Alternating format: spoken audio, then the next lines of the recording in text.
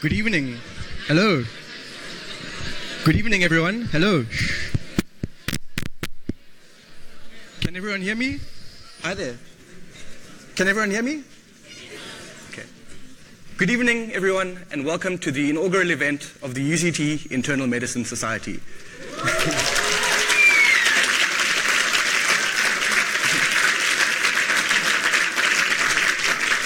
We really haven't done anything yet, so please withhold your applause for now. It is a true pleasure to welcome you on this evening. My name is Rowan. Now, I understand you are all here to hear from Professor Ntusi, and I too am very excited to hear from him. But I'm going to be a little bit mischievous for a moment, if you'll forgive me, and steal a few minutes before he begins. I'd like to take a moment to tell you about MedSoc and our exciting plans for 2018. My hope is that you will meet these with a keen interest and enthusiasm. MedSoc's aim, fundamentally, is to develop students within the field of internal medicine. The society has arisen in light of a time-constrained medical curriculum, which sees students spend only 12 weeks rotating through general medicine before qualifying as doctors. These 12 weeks involve an intensive workload, and we've noticed an opportunity to complement the student learning experience before they start their rotations and once they've been completed. The four pillars on which we have tried to build MedSoc are skills development, mentorship, teaching and learning, and research. You'll find that all of this year's projects have these guiding principles in mind. For our preclinical students, those in MBCHB years 1, 2, and 3, the focus is on early exposure to clinical medicine. Preclinical tutorials will pair small groups of junior students, around 2 or 3 with a senior student. These students will meet up on an agreed upon time and date and commence a tutorial on a clinical syndrome. The tutorial will first involve a sit-down session of about 45 minutes going through the nitty-gritty of this clinical condition, and it will then progress to the medical wards of Groote Hospital, where it will transform into a bedside tut. We hope this will give the students the opportunity to put into practice what they have learned to the history and examination of an actual patient. We believe that the magic in this program is that it works both ways. Junior students will have early exposure to the clinical environment in a highly guided and supervised setting, and we hope that they learn a lot along the way. There will also be an opportunity to build mentorship relationships with senior students. For our senior students, there is an opportunity to further develop and consolidate their skills in medicine in the most effective way, through teaching. Additional tutorials will encourage the development of the basic clinical skills, from the fundamentals of history and examination to introductions to procedures such as taking blood, putting up IV lines, and doing blood cultures. With clinical students, our focus is on consolidating and improving upon existing knowledge. We will host informative talks by expert clinicians and teachers on subjects relevant both to one's medical studies and to their future practice.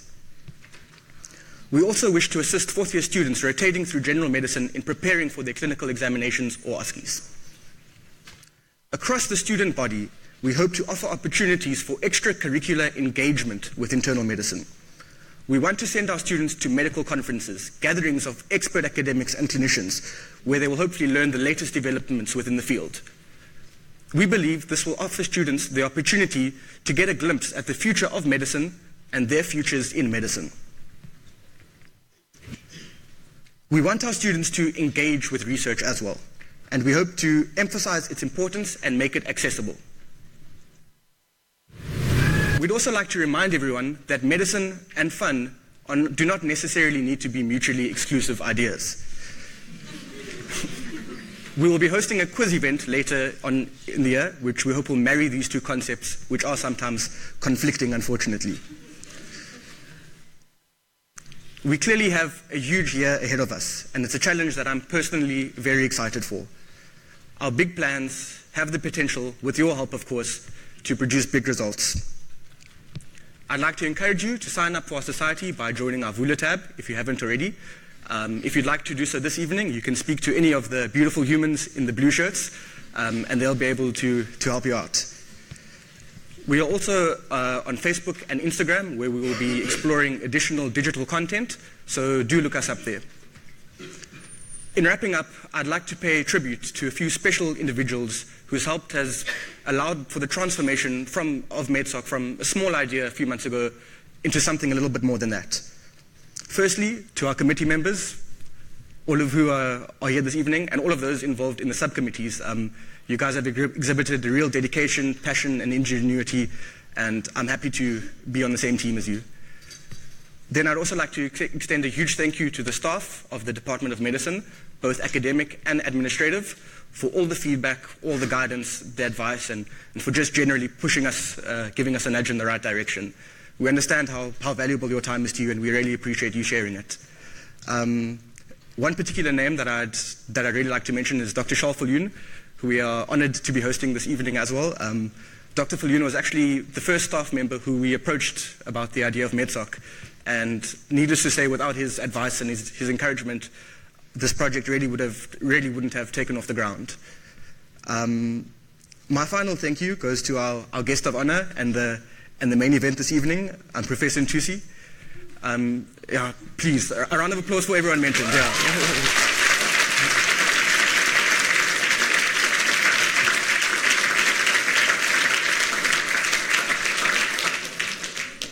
Prof. Ntusi has really thrown his support behind us from the get-go, and we are really grateful to you for making available the resources for us to do what we want to do, and hopefully do it well. Just for legal purposes, I just have to inform you guys that the lecture or that this event is being recorded, so don't do anything you wouldn't want recorded. And I thank you very much for listening to me so patiently, and I hope you will join me in enjoying the rest of the evening. I'm now going to hand over to John, who will introduce Professor Ntusi.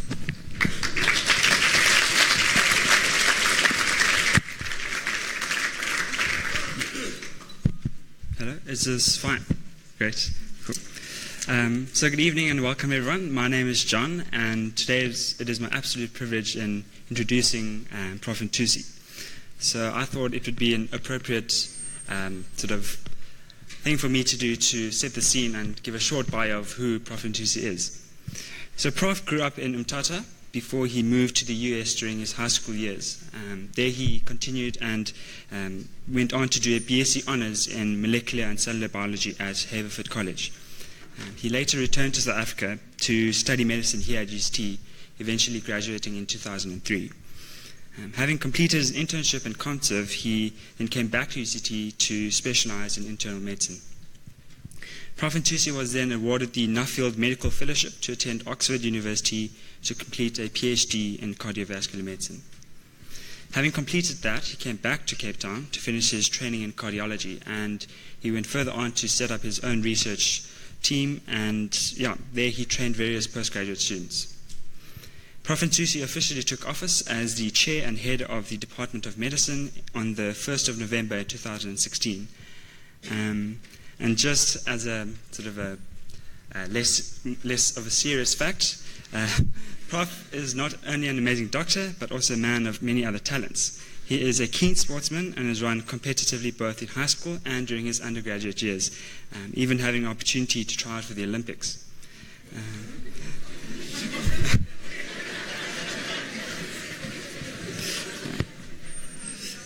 He was also a highly acclaimed dancer, having been crowned as the South African ballroom dance champion. And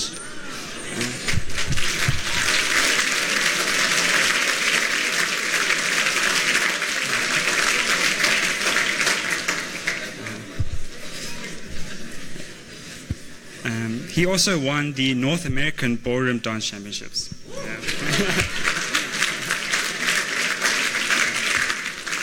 So, without further ado, please join me in welcoming Prof. Ntusi up to the front.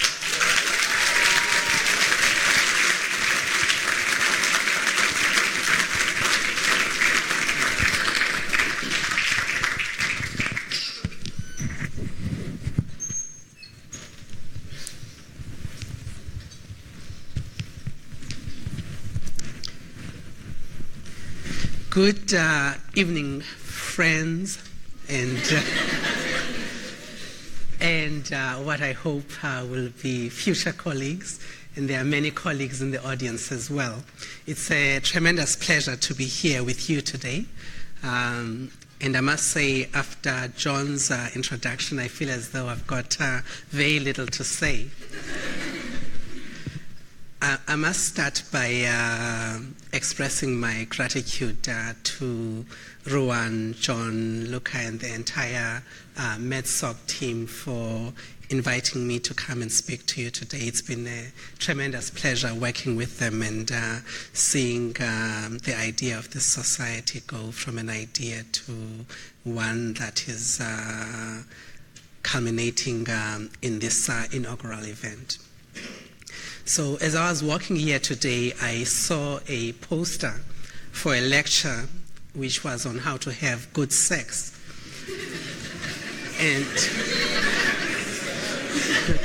And I must say I was filled with a tremendous amount of envy because at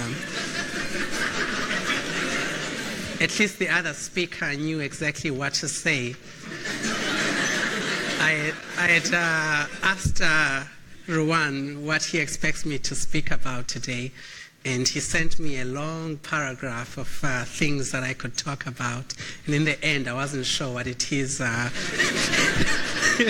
he really wanted me to say. So if I ramble, I apologize in advance.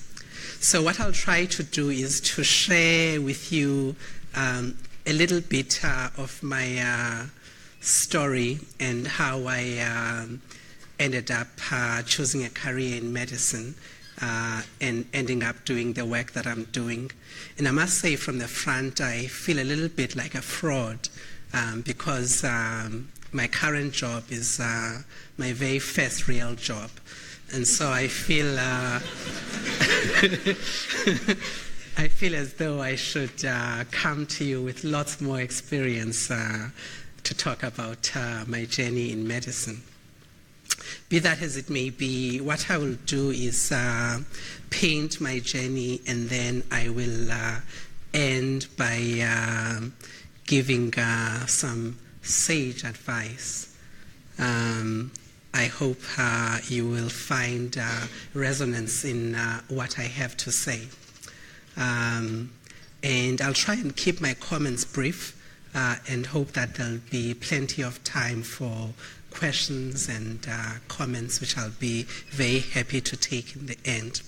So as John said, I come from a family of three boys. I'm the middle child and was born and raised in Umtata to a middle-class family. My mother was a teacher and social worker by profession, and my dad was a chemist and a teacher. And there was never really any sense of expectation in terms of what we would end up, but I think what they emphasized was a career of service. And as a child, I was incredibly fortunate to have had wonderful teachers who were role models. And for most of my childhood, I wanted to become a teacher.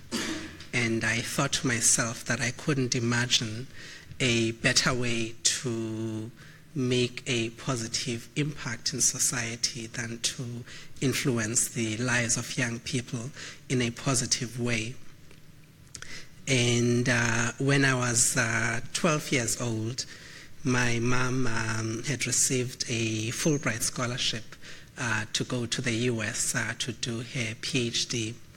And we used to have these very democratic family dinners where we would discuss everything. And my dad, who was not too far away from his retirement, decided that he would stay behind and come and visit twice a year. My older brother, who at the time was very anti-American, decided he wouldn't go to the US. And my younger brother and I decided we'd go with my mom. And so I completed high school in the US. And it was in my final year of high school that I had my first epiphany. I took a science class in biology, and my teacher was Mr. Makafus.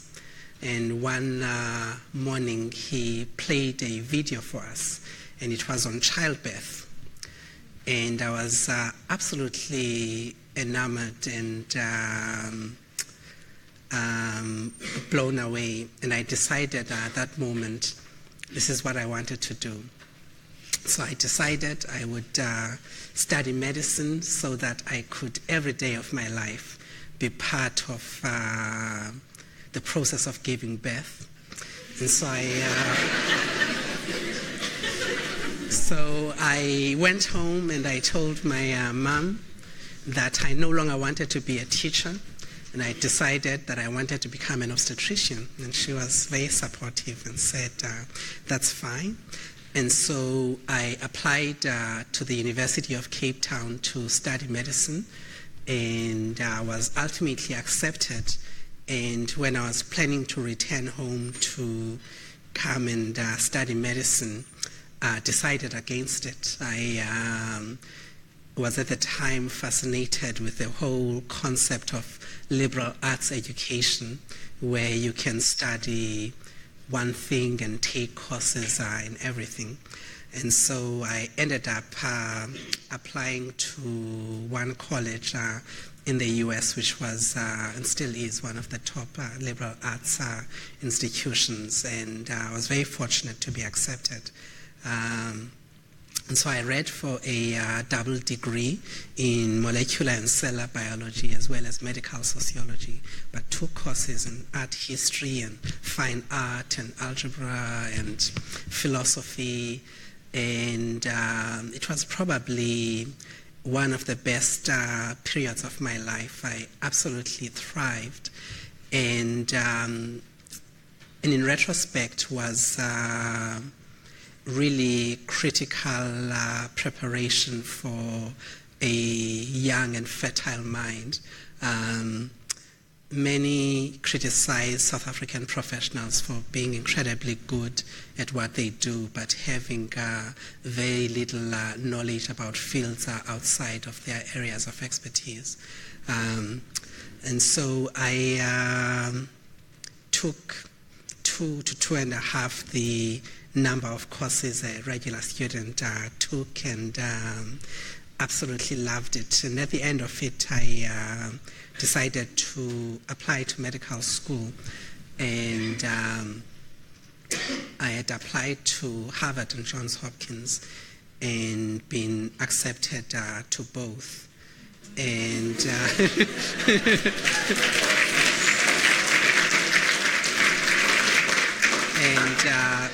I decided I was going to go to Johns Hopkins because they would give me a full scholarship. And then I again changed my mind the last minute. I called the dean at UCT at the time, who was Nikki Padayachi. And I said, well, 4 years ago I'd applied to study medicine and had been accepted, but changed my mind. And I'm wondering if you'd still take me. And it was on a Thursday afternoon, and he said, well, if you can come here on a Tuesday, we'll do an interview and see if you are fit to get in. So I got on the next flight and had an interview and was accepted. Then I went back to the US. I had a good 6 months to spend, and so I decided to travel throughout Africa and Western Europe. And in the beginning of '99, I returned home to study medicine. And as I came to medical school, my goal was a singular one, which was to become an obstetrician. I was still convinced at this time that there can be no greater satisfaction than to assist healthy women to give birth every day. So this was my dream. I went through the first 3 years and they couldn't go fast enough because I wanted to be in the labor ward.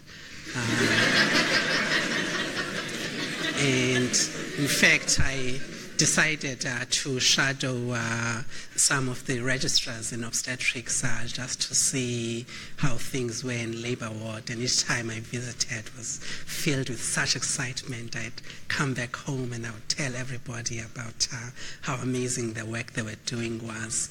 And then came fourth year, and I was placed at Mowbray Maternity Hospital, and I had my first existential crisis.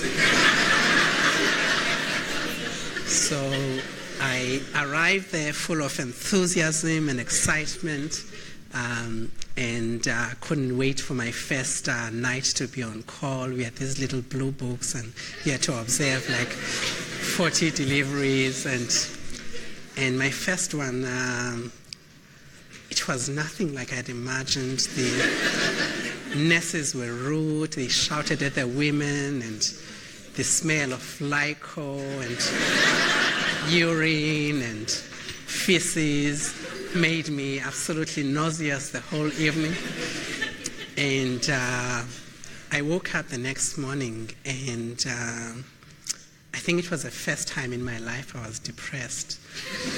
And I thought, this is not what I want to do. And then I wondered, is it worth continuing with medicine? Should I quit now? Maybe I should find a teacher training college and can still realize my aspirations of being a good teacher. And I called my parents and I said, I don't think this is going to work out for me. But I persisted. And as it happened, my next rotation in fourth year after obs and gynae was medicine. And then I fell in love for the first time. And it was a beautiful experience. I loved the people in medicine. I loved the discipline. And from that moment onwards, I knew that this was what I wanted to do. And so I found my spring in my step again, and I was very fortunate at the time. In retrospect, probably one of the things that made the biggest difference in my career was to meet a number of my teachers who would end up being my mentors and people that I looked up to, many of whom I still work very closely with today. So I graduated from medical school, and by the time I graduated from medical school, I had decided that I wanted to study cardiology. But at the time, I didn't know that it would be a very circuitous route and would take me more than 10 years to finish my training in cardiology. So I went back home to the Eastern Cape. I did my internship and community service at Freya Hospital in East London. And then I was very fortunate. I think I was the last person that in our program we took directly from community service to come and train as a registrar. And I registered for a PhD looking at clinical and molecular genetics of cardiomyopathies at the same time that I was doing my training as a physician. And I wrote quite early so that I could finish my data analysis and write-up. And my plan had been to train in cardiology. And at the time that I was finishing writing my thesis up and planning to start my training in cardiology, I heard about an opportunity to go to Oxford as an Nuffield fellow. And so I thought I would apply to go and do a postdoctoral fellowship. And it was incredibly competitive at the time, unlike now, where they offer fellowships in New Zealand, Australia, and South Africa annually. It used to be in each country every 3 years. And it was a very rough interview. In fact, I think the first proper interview I had, and I was convinced that I wouldn't get it, but I was very fortunate to be selected. And I arrived in Oxford full of excitement, and was very quickly brought down to earth. And so my supervisor at the time, who's been a most remarkable mentor, who I still work very closely with, said their postdocs work independently and in fact normally co-supervise PhD students with them. I had done my first PhD in clinical genetics, and I wanted to work in advanced imaging with MRI. And I probably just barely knew how to spell MRI and knew absolutely nothing else about MRI. So he said, I think you must register for a PhD. And you can imagine when you've just finished one, how deflating it is. And so I begrudgingly agreed, and it was probably one of the best things I did. I learned the technical skills I needed, but it was a time of tremendous growth. I learned how to supervise students properly, how to apply for grants. I had opportunities to network and regularly interact with leaders in my field. I then finished and came back home and started my own research group, started training students, and then decided to come back and finish my training in cardiology. And so I took a very circuitous route. And my logic all along had been, if I deferred my training in cardiology, at the end I could maintain my clinical skills and so be able to work as an academic and as a cardiologist.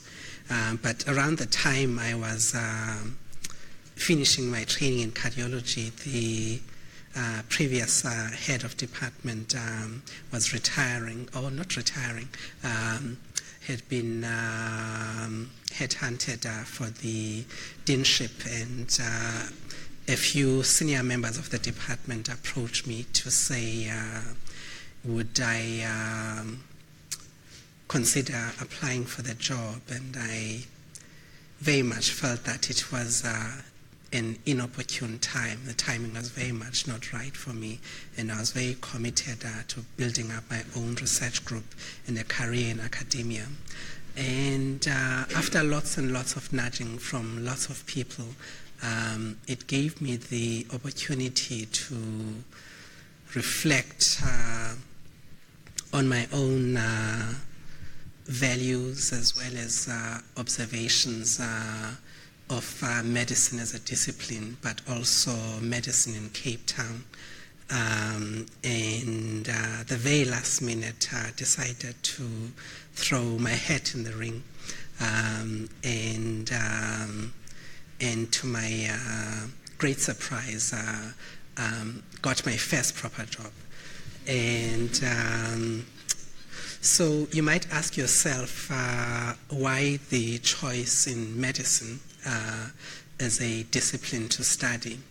Well, I chose it for several reasons. I think from the early days I recognized that in the service for a patient and in the attempt to improve the health of people, you also had the constant intellectual stimulation of trying to solve a difficult problem.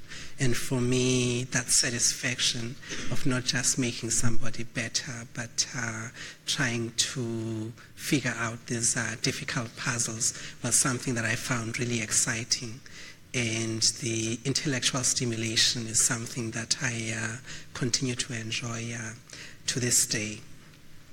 So, what can I say about my values that have probably been enhanced by medicine? Well, I think the first important value was that of affection. I loved the people that I worked with everywhere I've worked, but I've also loved the engagement with patients, the engagement with their families. I've also loved the constant satisfaction of seeing people get better in front of your eyes, and really loved the science, understanding the mechanisms behind disease, and I say loved the satisfaction of figuring out what appeared to be different clinical puzzles. The second important value besides affection for me has been knowledge and the seeking to always understand better, knowledge about the context, knowledge about the situation you find yourself in, and knowledge of the subject material. And I think medicine is a very humbling discipline, because in as much as you learn a lot constantly, you constantly realize how little you know and how much room there is for improvement. And the third really important value has been beauty or aesthetics. And for me, the two key beauties have been in nature as well as in art.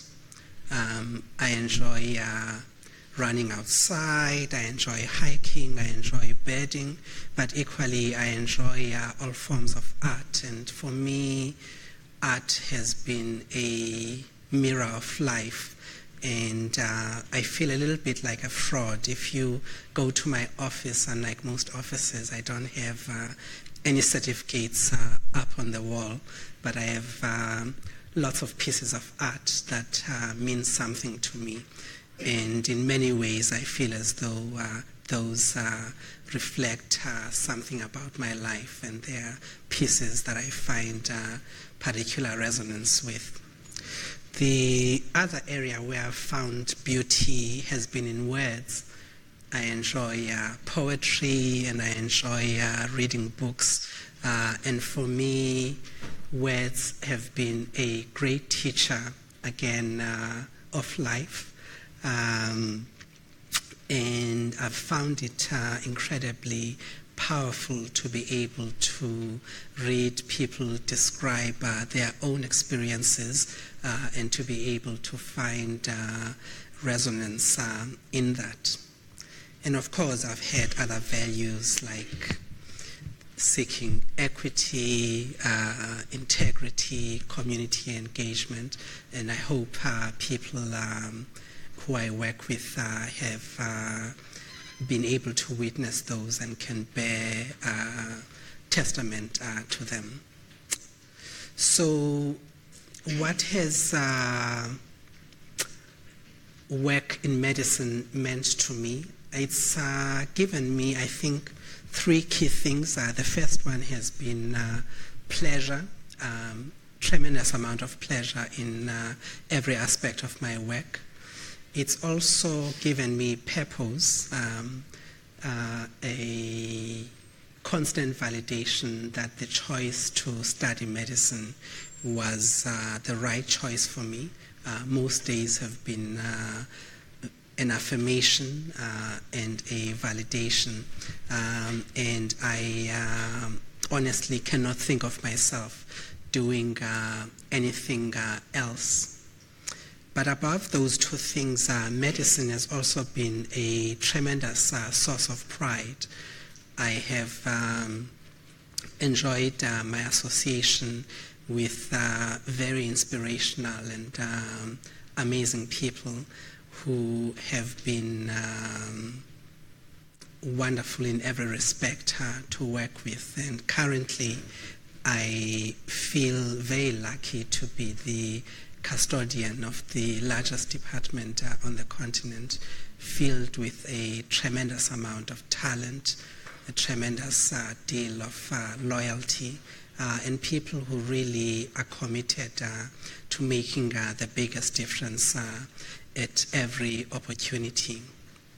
So for me, the journey has been one of tremendous meaning and tremendous joy on most occasions, but it hasn't always been a bed of roses. And reflecting today on the challenges, I think that particularly in these last few months in my current job, some of the things that have provided the greatest sense of satisfaction and fulfillment have also provided the greatest sense of challenge, and that's been working with people, dealing with very complex personalities and egos and interpersonal dynamics.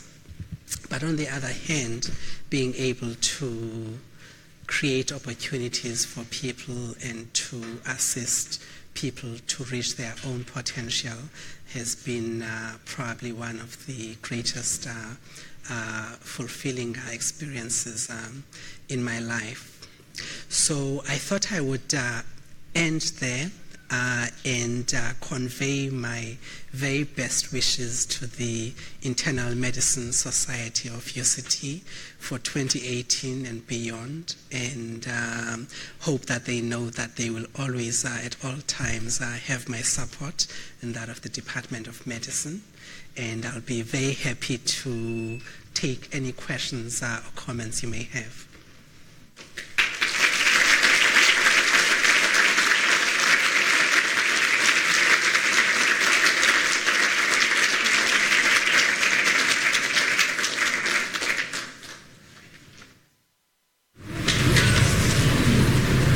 Yes. Thank you for your first one is, what made you choose UCT Medical School over Harvard and Johns Hopkins?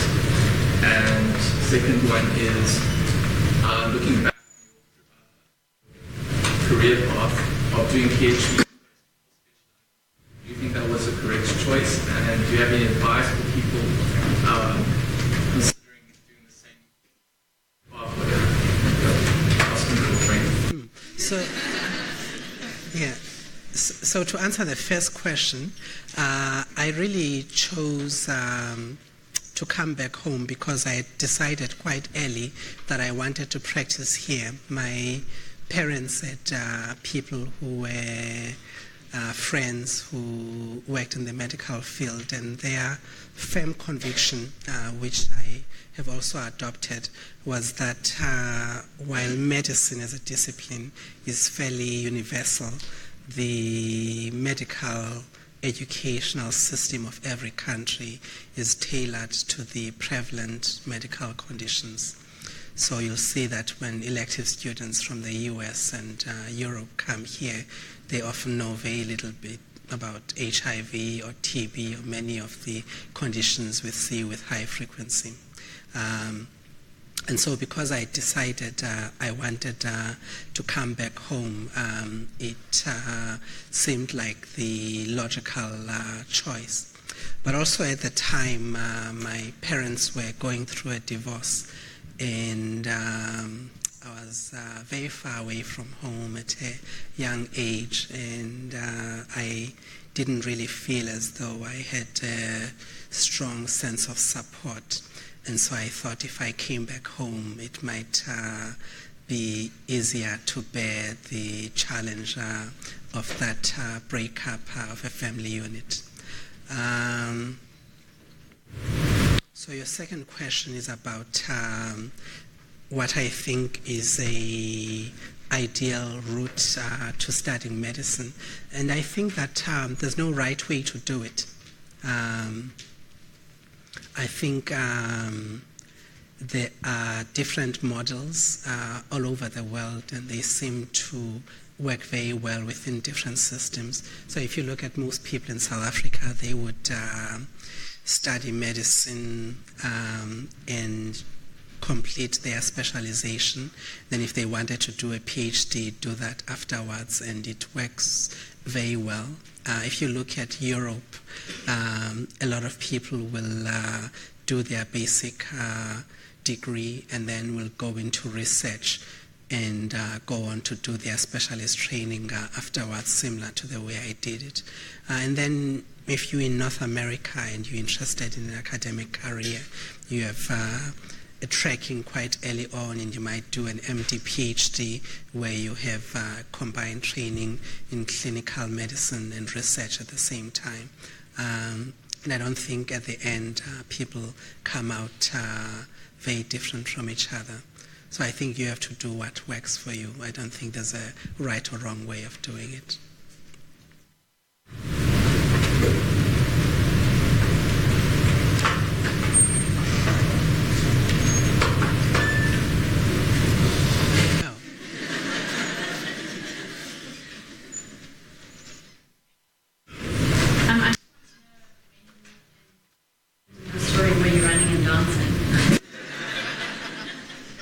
Well, I still run, though not very much or very well. But throughout high school and my undergraduate studies, I ran quite a lot. I danced from when I was a child. My parents had great aspirations for me, and they took me for piano lessons, and I sucked at it. Somehow ended up in a dance school, much to their disappointment. And I danced throughout my childhood until I finished my undergraduate studies. But now all seems like a distant memory.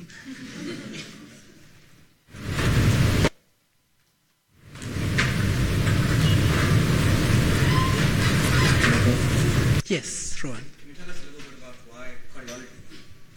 Oh, so I get asked that question all the time, and my standard answer is that my choice to study cardiology was underpinned by a very strong public health interest, and that I knew that in 30 years' time, cardiovascular disease would be the leading cause of mortality on the African continent.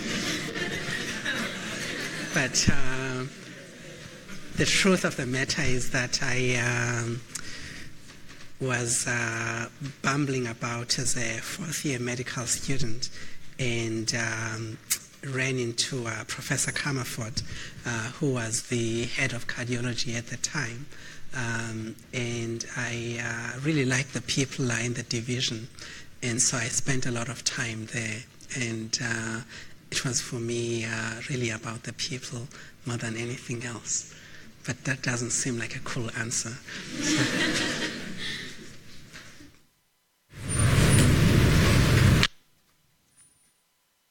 Mumtaz. Quite an amazing journey that you've been on, and I think you've quite an inspiration to young doctors and students. I'm just interested to know in what your current research interests are, and for the Department of Medicine since you've taken over, and also just how you've sort of fitted into the department. Thanks. So I'm very lucky. I'm probably one of very few non-interventional cardiologists in the country. And so my first love in cardiology was the images. And I believed the old adage that a picture tells 1,000 words. And I work in advanced non-invasive cardiovascular imaging, mostly with CT, computerized tomography, as well as MRI, magnetic resonance. And I really like the people in the division, and so I spent a lot of time there. And my standard answer is that my choice to study cardiology was underpinned by a very strong public health interest, and that I knew that in 30 years' time, cardiovascular disease would be the leading cause of mortality on the African continent. But the truth of the matter is that I was bumbling about as a fourth-year medical student, and And so I work in two broad areas. The first is that of non-ischemic cardiomyopathies, or both acquired and inherited forms of heart muscle disease. And the other is inflammatory heart disease, where you have both infective and non-infective conditions that affect the heart, or what I consider to be neglected cardiovascular diseases. And so I have 3 research groups. The largest group work on MRI-based, mostly single-center studies, but we also collaborate on a number of multi-center studies where we stratify phenotypes of cardiovascular disease. We study disease mechanisms. We use imaging biomarkers as endpoints for outcome studies, and increasingly as surrogate endpoints for clinical trials. And then the other group works on CT-based studies, mostly around rheumatic heart disease before and after valve replacement surgery, and also to characterize the burden of thrombotic disease in patients with chronic forms of rheumatic heart disease. As you know, my first degree was in molecular and cellular biology, and so I've got a small group based at the Heart Eye Institute where we do work in molecular cardiology, where we look at a lot of biomarker expression, as well as both transcriptomic and proteomic profiling in different forms of cardiovascular disease. And we collaborate quite closely with Professor Mayosi's lab also at the Heart Eye Institute that works on genotype and molecular genetic screening. So that's what I work on. And the second question was on my vision for the Department of Medicine. So when I decided to apply for this job, I had made a few observations. The first one was that during the tenure of my predecessor, the department had grown tremendously in its stature as a premier institution for scholarship on the continent. And when Prof. Mayosi took over, we were producing about 140 papers a year, and by the time he left, we were producing about 800 papers a year, which was a tremendous achievement. He had sought to produce 1,000 PhD students from the department during his time, and he got very close to achieving that. But the first observation I made was that while these were significant successes, they were not matched by parallel successes and growth of our clinical service as well as our clinical governance platforms. And so I really wanted to invest a lot of time and energy in trying to raise the standard of clinical medicine that we practice as a department, and to bridge the gaps that existed between the very successful divisions and the ones that were not doing so well. The second observation I made was that while we train large numbers of specialists every year, and many would like to stay within our system to contribute and add value, we probably keep less than 5% of them. And so I wanted to see at how we can create a mechanism to hold on to early career doctors, be it people interested in medical education or scholarship, or people interested in clinical medicine, and to find ways of grooming them within our system so that they can be able to compete for consultant posts in 5 or 10 years' time. And so we have launched a very ambitious fundraising campaign, which I think captures what the department is about, which is titled Leading with Excellence. And one of the key goals of that campaign is to raise a significant endowment that will allow us to be able to create those posts for young people within our system.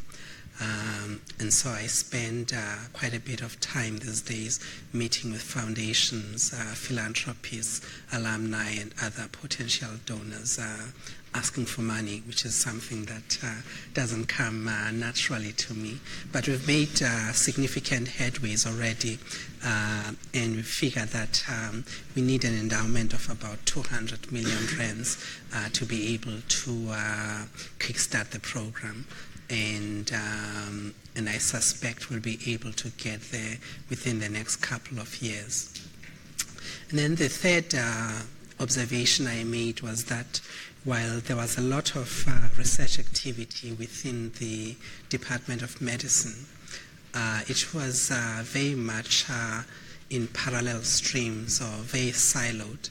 So you would have in pulmonology 1 or 2 individuals doing research, and similarly in pharmacology or cardiology, etc. And sometimes there were strong thematic linkages in the areas where people were working, but even within our own department, our approaches to research were not very integrated. And so I thought, how can we find a way to encourage our scientists to find value in collaboration? And instead of all of us competing for an ever-dwindling pool of investigator-led grants, why don't we look at the department as being optimally primed for the next stage of evolution, where we can start applying for large programmatic grants, where you can take people from different backgrounds in collaboration to try and answer fundamental questions in a definitive way. And so that's one of the things we've started doing now with great success, and I hope to build on that over the coming years. And hopefully in 5 years' time, the approach to research in the department will be much more integrated, but also very different from the current landscape.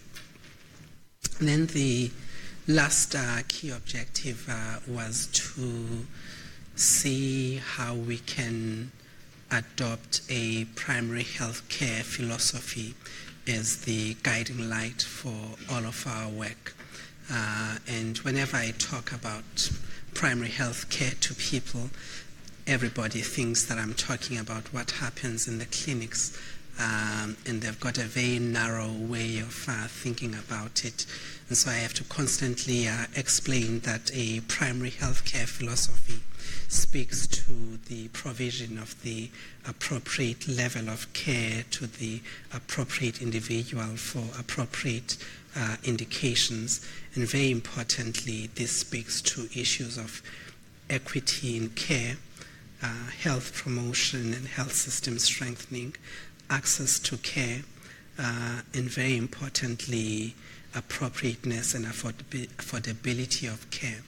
And so I think that if we can adopt such an approach, it will allow us as a department to better define the conditions that we think we should treat very well, the conditions that we should teach really well to our students, and I think the conditions that we should be asking questions about as the premise for our scholarship or research. And so that's really the larger vision for the Department of Medicine over the coming years. And then I think there was a third question. So how do I fit into the department? I don't know. You should ask people in the department. So I thought, because I sort of grew up in the department, that people knew me very well, and that I would be easily accepted as a head of department. but quite the contrary. I think because I had been in and out of the system for so long, a lot of people held me with a great deal of suspicion. And I think that when I was thinking of applying for the job, I went around chatting to students and young doctors and senior doctors, heads of divisions, heads of research institutes, and lots of people around the faculty.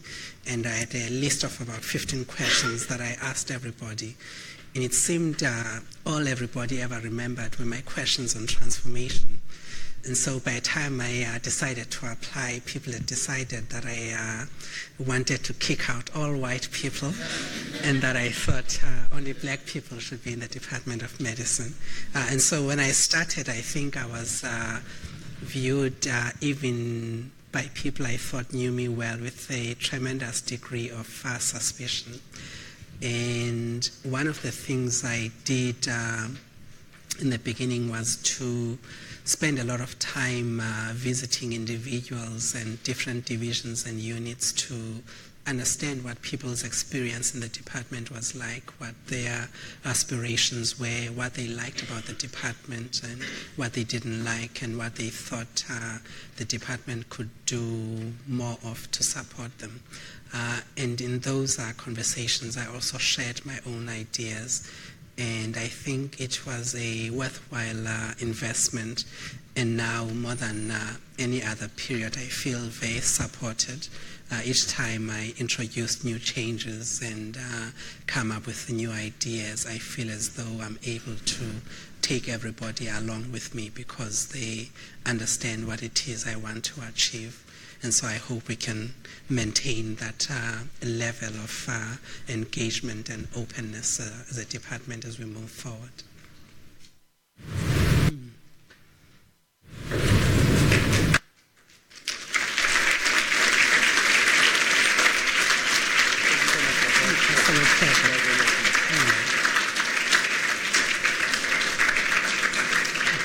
I think you will all agree with me that there's just something powerful about hearing a narrative, and I think, and we're all grateful this evening to Professor Ntusi for sharing his personal story with us.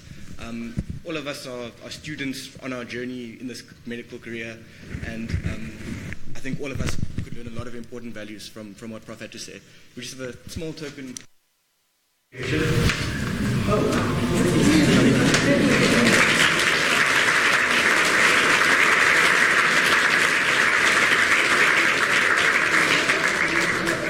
Because he's played such a big role in all of this.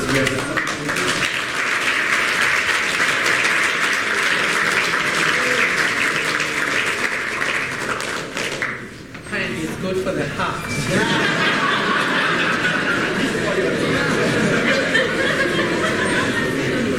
Now, I know you all clearly had a wonderful evening. That was a great talk. You must be thinking, MedSoc's a great society. They have so much to offer. But wait, there's more.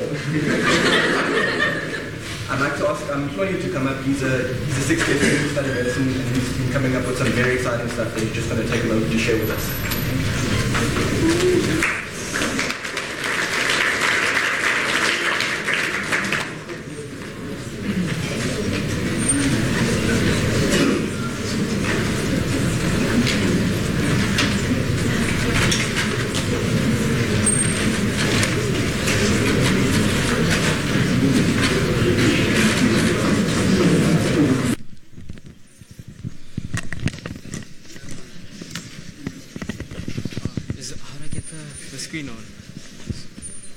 I just want to...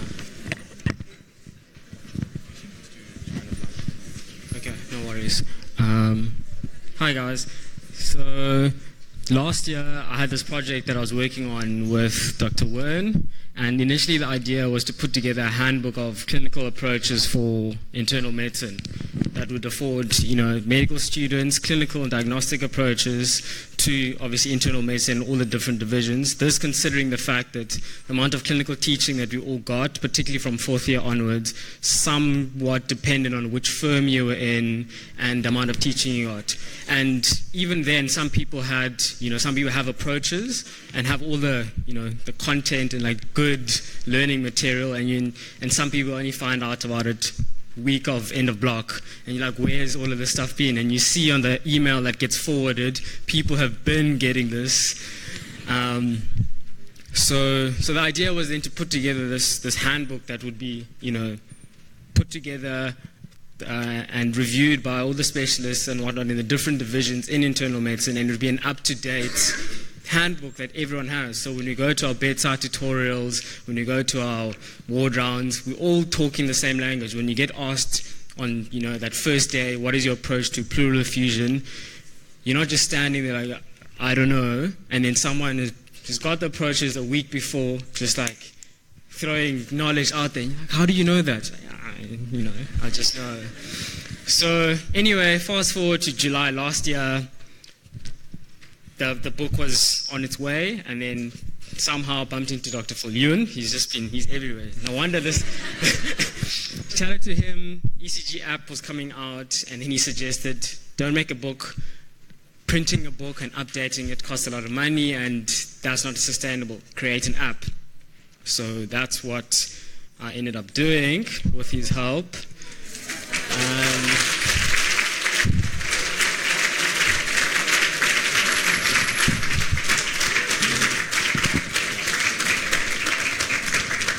So yeah, that is the app that we created, and really, without Dr. Wern's help, Dr. Viljoen's help, this really wouldn't have been here. And we need to thank Department of Medicine and Professor Ntusi for their help and endorsement and support of the project. So I think another round of applause.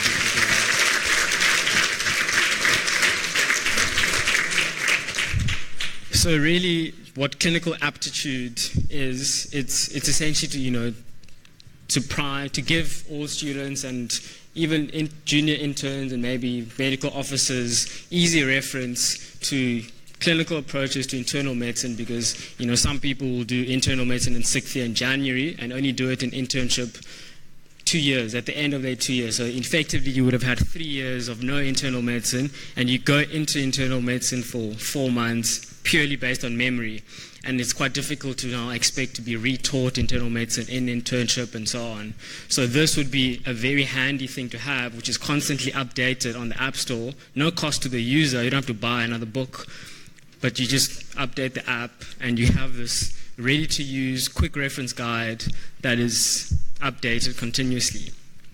So the content within the app, all the little tabs aren't filled out completely yet, so I'm not going to open them, but they divide into signs, special investigations, and diagnoses. The signs provide clinical approaches, differential diagnosis with different signs with which patients present, and for me, a big learning curve whilst putting this all together was finally learning and seeing, oh, that's not a sign, that's a diagnosis. That's not a diagnosis, that's a sign.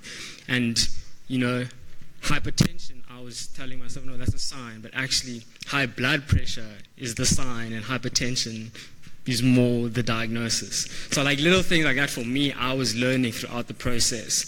And then your special investigations, diagnoses are also arranged as such, and different to other medical apps that are out there like Merck manuals and Medscape. This stuff is country specific to South Africa. So what you look at is, when you look at the causes of whatever it might be, it's country specific.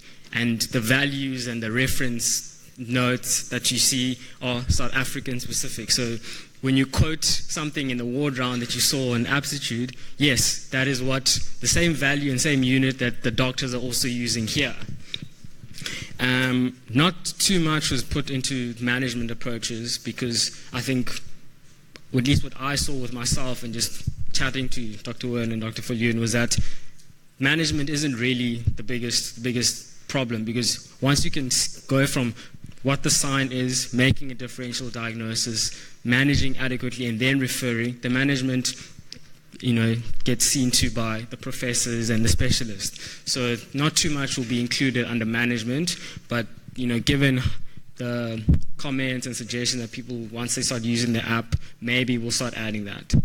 But yeah, and I do want to, say thank you to two people in MedSoc committee, Jen Rackstraw and Rafaela, who've been helping me now with this as well. Because once the app has been launched, people within MedSoc and what they do with the students is you're going to invite students to create approaches for some of the topics they might want. So if something's not on the app and you're like, really would be nice to have an approach for this sign or this diagnosis, so well, put it together yourself, it gets reviewed, and then you get the authorship of that. So much like a textbook, there'll be the 3 authors on the front page, but you go to the author page and your name will be in the long list, basically.